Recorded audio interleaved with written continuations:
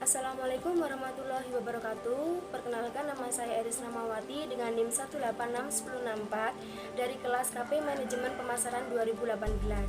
Tugas ini ditujukan untuk memenuhi evaluasi tengah semester mata kuliah studi kelayakan bisnis dengan dosen pengampu Bapak Wenda Wahyu Kristianto.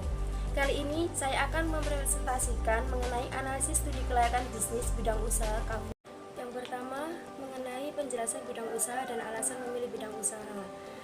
Bisnis kafe adalah tempat untuk makan dan minum cepat saji dan menyuguhkan suasana santai atau tidak resmi. Kebanyakan kafe tidak menyajikan makanan berat, namun lebih berfokus pada menu makanan ringan seperti kue, roti, dan minuman. Alasan kelompok kami memilih bidang usaha kafe karena bisnis ini banyak diminati dan dikunjungi oleh banyak orang, mulai dari kalangan remaja sampai orang dewasa. Bidang ini memiliki pangsa pasar yang cukup luas sehingga keuntungan yang didapat terbilang lumayan cukup besar. Usaha kafe hanya membutuhkan menu yang sederhana dan tempat yang nyaman. Untuk selanjutnya, yang pertama mengenai aspek hukum. Bentuk badan usaha dari bidang ini adalah jenis badan usaha perseorangan yang didirikan dan dimiliki dan dipertanggungjawabkan oleh perseorangan. Kafe menggunakan badan usaha perseorangan karena mudah dalam pendiriannya, keuntungan menjadi milik sendiri, cepat dalam pengambilan keputusan, pemilik lebih leluasa dalam mengelola usahanya. Adapun syarat legalitas yang harus dilengkapi untuk membuat izin usaha mendirikan kafe yaitu 1. KTP, 2. NPWP, 3. Situ, 4. SIUP, 5. Izin gangguan, HO, 6. IMB, izin mendirikan bangunan, 7. Bukti kepemilikan tanah atau bangunan, 8. Proposal teknis seperti dana lokasi, rencana, dan foto. Untuk yang kedua yaitu analisis aspek lingkungan. Kenapa aspek lingkungan perlu dikaji? Karena lingkungan dapat menjadi peluang bagi pendiri kafe karena keberadaan kafe dapat berpengaruh terhadap lingkungan masyarakat di sekitar lokasi yang akan didirikan, seperti membantu perekonomian masyarakat di sekitar lokasi. Dalam aspek lingkungan ada 1. Dalam aspek lingkungan organisasi dan industri ada analisis SWOT. Yang pertama strength, yang kedua weakness, yang ketiga opportunity, dan yang keempat threat. Yang pertama strength atau kekuatan. Dalam membuat konsep kafe yang menarik dan bernuansa klasik dan menyajikan suasana yang nyaman, memiliki hubungan yang baik antara pemilik dan tenaga kerja, dan dapat memilih lokasi yang strategi untuk mudah diakses oleh banyak orang. Dan yang kedua weakness atau kelemahan. Promosi yang dilakukan belum sepenuhnya dilakukan secara maksimal, maka dalam pembangunan kafe di lokasi yang tidak tepat dapat menimbulkan kerugian pada tempat usaha. Yang ketiga, opportunity atau peluang. Banyaknya kalangan anak muda dan orang dewasa yang suka mengunjungi kafe sehingga dapat mengembangkan bisnisnya dengan menambahkan produk baru dan membuka cabang untuk menguasai pasar dan melakukan strategi promosi dengan lebih maksimal lagi agar konsumen lebih tertarik. Dan yang keempat, threats atau ancaman. Banyaknya pesaing dengan jenis usaha yang sama, resiko yang dihadapi pada fasilitas yang mudah dirusak oleh konsumen, maka perlu adanya keamanan yang cukup baik untuk menghindari hal-hal yang tidak diinginkan. Tidak ada kemajuan promosi sehingga dikhawatirkan penjualan menurun dan tidak ada pembeli yang baru. 2. Analisis lingkungan jauh yang membahas 1. Ekonomi. Dalam pendirian kafe dapat menyerap tenaga kerja dari masyarakat sekitar dan dapat membantu pendapatan masyarakat sekitar lokasi. Yang kedua, sosial budaya. Pendirian kafe harus mengikuti budaya dan norma-norma yang telah ditentukan oleh masyarakat setempat. Dan yang ketiga, kebijakan pemerintah. Untuk mematuhi kebijakan pemerintah, maka sebaiknya mengikuti peraturan pemerintah untuk jam operasional kafe. 4. Teknologi. Teknologi dapat mendukung operasional kafe agar memberikan makanan dan minuman yang berkualitas untuk konsumen dengan menggunakan alat-alat yang modern. Dan yang kelima, dampak AMDAL.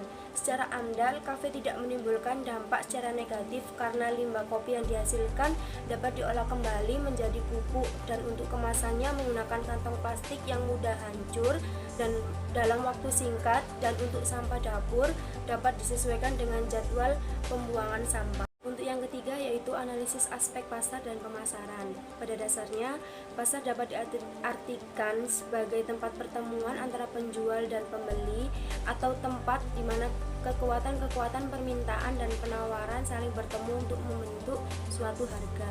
Adapun analisis aspek pasar yang pertama yaitu menentukan konsep. Konsep yang matang akan menjadi kunci keberhasilan dalam membuka usaha kafe karena secara tidak langsung konsep dapat menentukan pangsa pasar seperti kalangan anak muda. Yang kedua, menentukan lokasi usaha.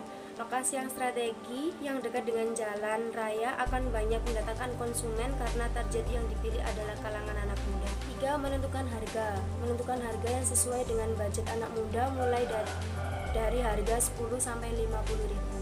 Yang keempat, menentukan karyawan. Memilih karyawan yang handal, ramah, maka dapat direkrutmen dan menyediakan barista yang mempunyai organisasi dan dapat mengundang konsumen untuk datang ke kafe. Dan yang kelima, menentukan supplier. Kafe juga mempunyai supplier tersendiri untuk memenuhi kebutuhan konsumen dengan bekerja sama dengan supplier kopi langsung dari perkebunan sehingga harga yang dibeli tidak terlalu mahal dan tetap berkualitas. Selanjutnya, analisis marketing mix. Yang pertama, produk. Memberikan penawaran menu makanan dan minuman yang menarik dan memberikan rasa dan kualitas yang menjamin rasa kelezatannya, maka akan menambah minat konsumen untuk datang kembali. Yang kedua, harga. Memberikan harga yang terjangkau mulai dari harga 7.000 sampai 15.000 dan memberikan fasilitas-fasilitas gratis seperti penggunaan wifi. Dan yang ketiga, tempat. Lokasi yang terletak di pinggir jalan raya cukup strategis sehingga konsumen dapat menjangkau lokasi kafe dan dapat mendatangkan konsumen untuk datang ke kafe. 4. Promosi. Dalam promosi, kafe dapat menggunakan media sosial untuk melakukan promosi penjualan. Dengan adanya WA, IG, Facebook, dan aplikasi yang lainnya, maka informasi tentang kafe yang diterima oleh konsumen akan lebih mudah.